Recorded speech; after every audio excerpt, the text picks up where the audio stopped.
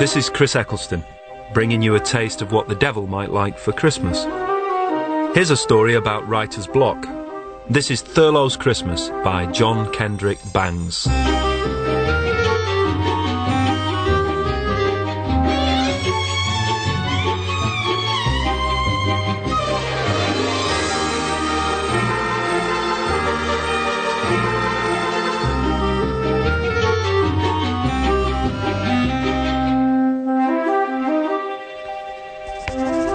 My dear courier, no man would believe me if I were to state to him the plain and indisputable fact that one night last month, on my way up to bed, shortly after midnight, having been neither smoking nor drinking, I saw confronting me upon the stairs a figure in which I recognised my very self in every form and feature. I noticed in the face of this confronting figure every indication of all the bad qualities which I know myself to possess, and realised that that thing was, as far as I knew, entirely independent of my true self. To you alone have I hinted as to the troubles which have oppressed me, and to you they are confided only because of the demand you have made that I explain to you the extraordinary complication in which the Christmas story sent you last week has involved me. On Wednesday, you accused me of perpetrating a trifling and to you excessively embarrassing practical joke. And on Thursday, you reiterated the accusation, coupled with a demand for an explanation of my conduct satisfactory to yourself, or my immediate resignation from the staff of the Idler. To explain is difficult, for I am certain that you'll find the explanation too improbable for credence. But explain I must. In August, you informed me that you would expect me to provide a story for the Christmas issue of the Idler. I undertook the commission, and upon 7 different occasions set about putting the narrative into shape. I found great difficulty, however, in doing so. For some reason or other, I could not concentrate my mind upon the work. One story, however, I did finish, but after it came back to me from my typewriter, I read it, and was filled with consternation to discover that it was nothing more nor less than a mass of jumbled sentences. It was then I went to you and told you, as you remember, that I was worn out and needed a month of absolute rest, which you granted. I left my work wholly and went into the wilderness, where I could be entirely free from everything suggesting labour, and where no summons back to town could reach me. I was able, at the end of my vacation, to come back to town greatly refreshed, and, as far as my feelings went, ready to undertake any amount of work. On the 4th day after my arrival, you came to me and said that the story must be finished at the very latest by October 15th, and I assured you that you should have it by that time. That night, I set about it. I mapped it out, incident by incident, and before starting up to bed had actually written some 12 or 1500 words of the opening chapter. When I had gone thus far, I experienced a slight return of one of my nervous chills, and, on consulting my watch, discovered that it was after midnight. I locked up the windows and doors, turned out the lights, and proceeded upstairs to my room. It was then that I first came face to face with myself, that other self, in which I recognised, developed to the full, every bit of my capacity for an evil life.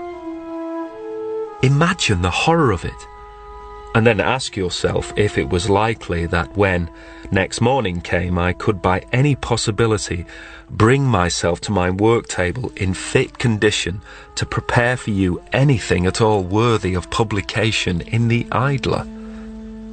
At the end of the week I felt better, and again I started in, and the story developed satisfactorily until it came again, and once more I was plunged into hopelessness. Thus matters went on until the 14th day of October, when I received your peremptory message that the story must be forthcoming the following day. At 7:30 on the evening of October the 15th, I was sitting in my library trying to write, when my front door bell rang.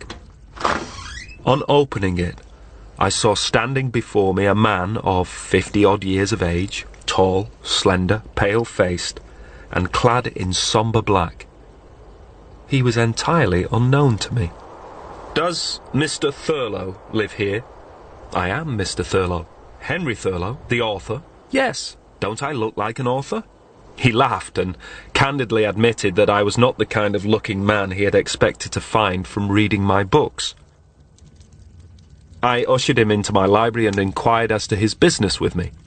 He replied that he had been a reader of my writings for a number of years, and that for some time past he had had a great desire to meet me and tell me how much he had enjoyed my stories. "I have taken the keenest delight in reading your verses and humorous sketches. I may go further and say to you that you have helped me over many a hard place in my life by your work."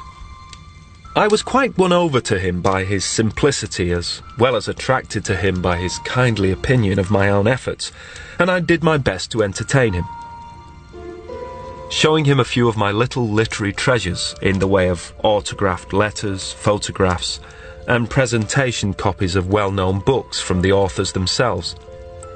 He observed quietly that I appeared to him to lead the ideal life, and added that he supposed I knew very little unhappiness. Well, I can't say that I know little unhappiness. At the present moment, I am very much embarrassed through my absolute inability to fulfill a contract into which I've entered, and which should have been filled this morning. I was due today with a Christmas story, and I am utterly unable to write it. What kind of story is it to be? Oh, the usual ghostly tale, with a dash of the Christmas flavour thrown in here and there to make it suitable to the season. It may be that I have not come altogether inopportunely. Perhaps I can help you. For 10 years I have secretly been at work myself on a story. It is a short one, but it has seemed good to me. It is a story which I have written and rewritten time and time again in my leisure moments during the last 10 years. It is not likely that I shall ever write another. I'm proud of having done it, but I should be prouder yet if it could in some way help you. I leave it with you, sir, to print or to destroy. And if you print it, to see it in type will be enough for me. To see your name signed to it will be a matter of pride to me. Take it. It's yours. He pressed the manuscript into my hands, and before I could reply had opened the door and disappeared into the darkness of the street. And then I read the story. When I began, it was with a half-smile upon my lips, and with a feeling that I was wasting my time. The smile soon faded, however. After reading the first paragraph, there was no question of wasted time. The story was a masterpiece. I read it once and was amazed. I read it a second time and was tempted. It was mine. The writer himself had authorized me to treat it as if it were my own. Not only this, he had almost intimated that in putting my name to his work, I should be doing him a favor. Why not do so then? I asked myself, and immediately my better self rejected the idea as impossible. How could I put out as my own another man's work and retain my self-respect? I had just resolved on another and better course, to send you the story in lieu of my own, with a full statement of the circumstances, when that demon rose up out of the floor at my side. This time more evil of aspect than before, more commanding in its manner. With a groan I shrank back into the cushions of my chair, and by passing my hands over my eyes, tried to obliterate forever the offending sight. But it was useless. The uncanny thing approached me, and as truly as I write, sat upon the edge of my couch, where for the first time it addressed me. "Fool," it said. "How can you hesitate? Here is your position. You've made a contract which must be filled. You are already behind and in a hopeless mental state. Even granting that between this and tomorrow morning you could put together the necessary number of words to fill the space allotted to you, what kind of thing do you think that story would make?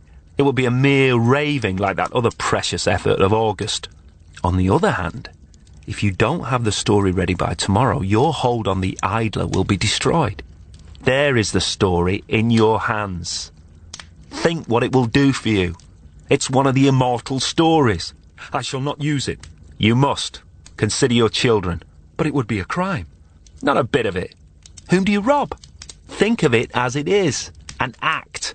Only act quickly. It is now midnight. The tempter rose up and walked to the other end of the room, whence, while he pretended to be looking over a few of my books and pictures, I was aware he was eyeing me closely, and gradually compelling me by sheer force of will to do a thing which I abhorred. And I struggled weakly against the temptation, but gradually, little by little, I yielded and finally succumbed altogether. Springing to my feet, I rushed to the table, seized my pen, and signed my name to the story. There! It's done! I've saved my position and made my reputation, and am now a thief, as well as a fool. If you send that manuscript to Courier, he'll know in a minute it isn't yours. He knows you haven't a secretary, and that handwriting isn't yours. Copy it. I did so.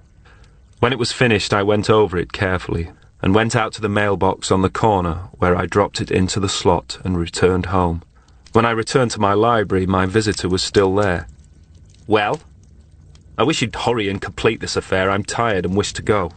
You can't go too soon to please me, said I, gathering up the original manuscripts of the story. Probably not, but I can't go until that manuscript is destroyed. As long as it exists, there's evidence of your having appropriated the work of another. Why can't you see that? Burn it. I thrust the pages one by one into the blazing log fire and watched them as they flared and flamed and grew to ashes. As the last page disappeared in the embers, the demon vanished. I was alone, and throwing myself down for a moment's reflection upon my couch, was soon lost in sleep. It was noon when I again opened my eyes, and 10 minutes after I awakened, your telegraphic summons reached me.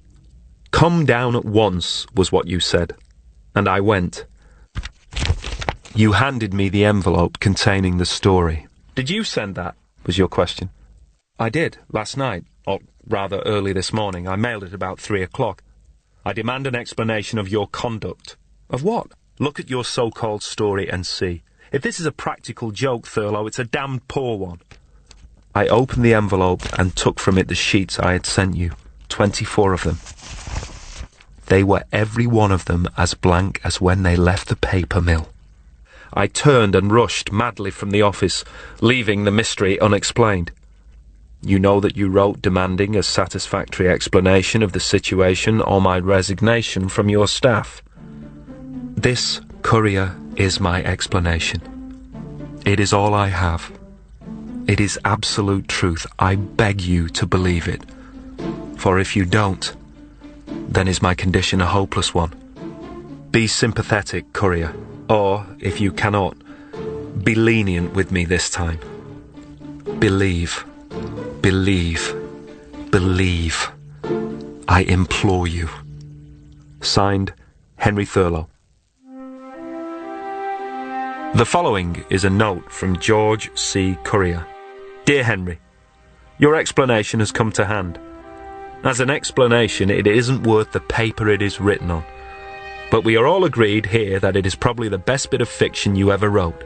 It is accepted for the Christmas issue. Enclosed, please find cheque for £100. Yours ever, G. Courier.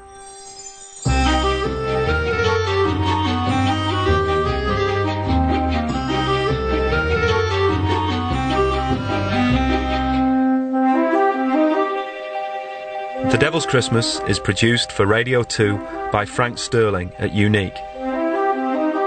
The music is by Chris O'Shaughnessy. This is Chris Eccleston wishing you a very good night.